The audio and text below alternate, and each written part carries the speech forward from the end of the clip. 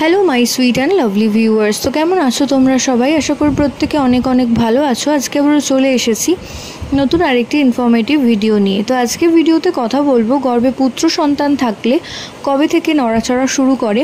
তো সেই বিষয়ে আজকের আলোচনা প্রথম থেকে সাথে থাকতে হলে অবশ্যই চ্যানেলটি সাবস্ক্রাইব করে রাখবেন, কারণ প্রেগনেন্সি রিলেটেড নানান ভিডিও কিন্তু এই চ্যানেলে আপলোড করা হয়ে থাকে।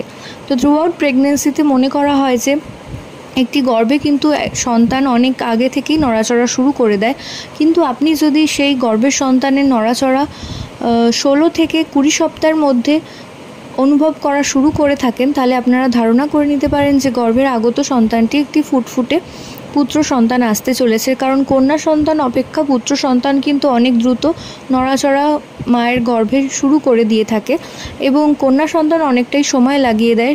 প্রায় 6 মাস 6.5 মাসের কাছে গর্ভে কন্যা সন্তান থাকলে নড়াচড়া শুরু করে।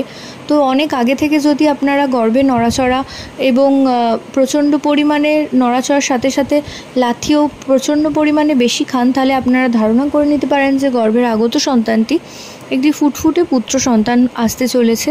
তো এর সাথে বিজ্ঞানের কোনো রিলেশন নেই, এটা শুধুমাত্র ওল্ড ওয়াইফ টেলস থেকে, অর্থাৎ পুরনো দিনের মা কাকিমারা গর্ভবতী মায়ের শরীরে এই ধরনের লক্ষণ দেখেই কিন্তু আগেকার দিনে প্রেডিক্ট করা হতো যে গর্ভের সন্তানটি পুত্র না কন্যা।